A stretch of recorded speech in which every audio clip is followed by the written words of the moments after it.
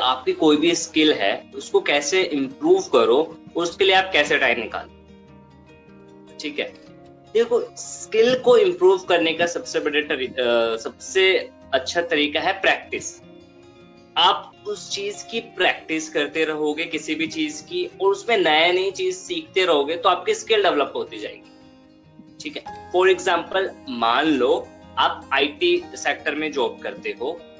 ठीक है, आप आईटी सेक्टर में जॉब करते हो। अब आईटी सेक्टर में ना बहुत सारे नए नए सॉफ्टवेयर आ रहे हैं और डेली बेसिस पे बहुत सारी एल्गोरिथम चेंज हो रही हैं। ठीक है, तो आपने क्या करा, ऑफिस टाइम में तो आपको जो काम है आप वो कर रहे हो, 8 घंटे की जॉब होती है, मान लो आपने वो करा। ठीक, डेली बेसिस पे 1 घंटा निकाल सकते हो कोई नई चीज उसी में सीखने के लिए, सॉफ्टवेयर उसमें।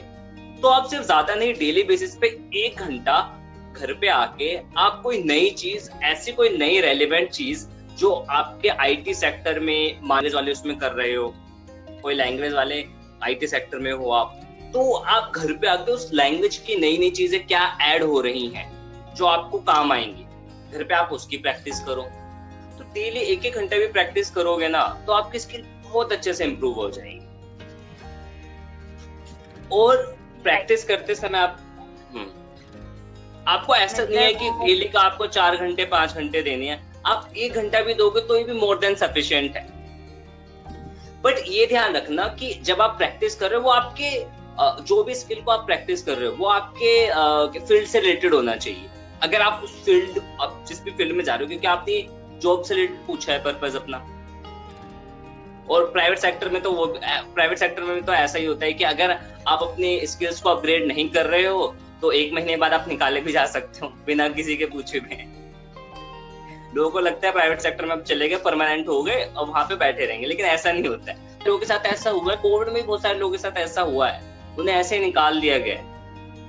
तो अपने स्किल को अपग्रेड करना है अपने फील्ड से रिलेटेड, ताकि आपकी जो कंपनी है उसको वो समझ में नहीं आएगा। अगर आपको उन्होंने निकाल दिया तो उनकी कंपनी चल ही नहीं पाएगी, बहुत सारी चीजें ठप हो जाएंगी, आप उनके लिए फिर एक एसेट हो जाओगे। इतने बिजी शेड्यूल से हम कंसिस्टेंसी कैसे मेंटेन करें, कैसे स्किल्स को रेगुलर वे में डेवलप करते रहें? वही तो मैंने आपको बताया कि आपको ज्यादा टाइम नहीं निकालना है कि आपको दिन के 3 घंटे 4 घंटे नहीं, दिन का आप आधा घंटा निकाल सकते हो, आधा घंटा निकालो।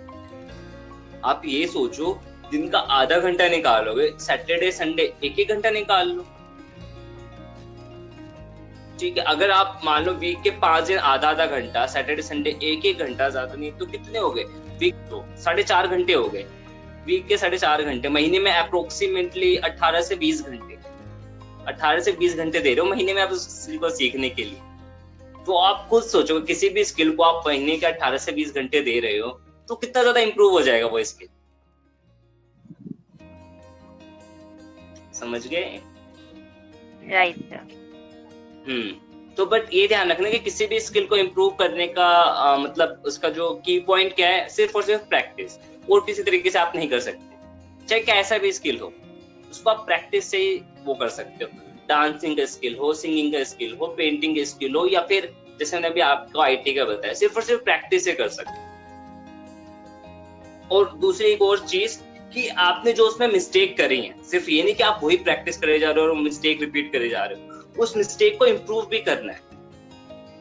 क्योंकि जैसे डांसर हो आप, मान लो आप डांसर हो और आप प्रैक्टिस तो बहुत अच्छे से कर रहे हो, लेकिन आप जो मिस्टेक 1 साल पहले करे थे अभी भी वही कर रहे हो, तो चाहे आप कितनी भी प्रैक्टिस कर लो, आप बहुत अच्छे लेवल पे परफॉर्म नहीं कर पाओगे।